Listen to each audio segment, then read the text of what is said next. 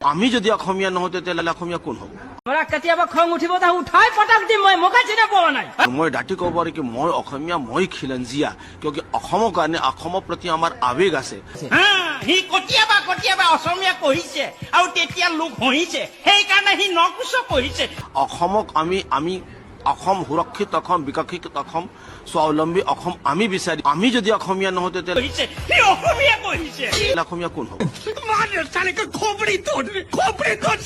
বিজয় গুপ্তাক কলে অসমীয়া ন কুংকি চৌধুৰী মা কোনচা অসমীয়া আছে অন্তৰ পৰা ধন্যবাদ মুখ্যমন্ত্ৰী ডাঙৰীয়া অলপ আগতে মই গম পালো মুখ্যমন্ত্ৰী ডাঙৰীয়াই মিডিয়া ইণ্টাৰেকশ্যনত মোৰ আৰু মোৰ মাৰ এগেইনষ্টত কিছুমান এলিগেশ্যন আনিছে গোটেই মোৰ সমষ্টিত এই পৰিয়ালটোৱে মাটি দখল কৰি থৈ দিছে মই ৰাজনীতিত অহা মাত্ৰ 15 দিন হৈছে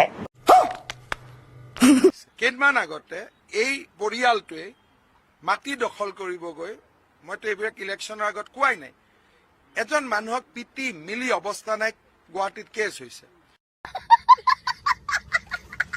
আজিও যেতিয়া মই ভোট দিয়া হৈছো তেতিয়া মোক সমষ্টিৰ মানুহবিলাকে কাণত কৈ আছে ছাৰ এওঁলোকে বহুত মাটি আমাৰ ইয়াত দখল কৰি থৈ দিছে দে আপুনি হিচাপ কৰিব আৰু ইমান কম সময়ত মোক মধ্য গুৱাহাটী বাসী ৰাইজ আৰু অসমবাসীয়ে যি মৰম দিছে সেয়াই দেখিয়ে তেওঁলোকে ভয় খাইছে আবে সালে এইবিলাক মানুহ একদম ধোৱা তুলসীৰ পাত নহয় যদি হিমন্ত বিশ্ব শৰ্মা নাথাকিলেহেঁতেন এইবিলাক মানুহে পদ্মশ্ৰী পদ্মভূষণ পাই গ'লেহেঁতেন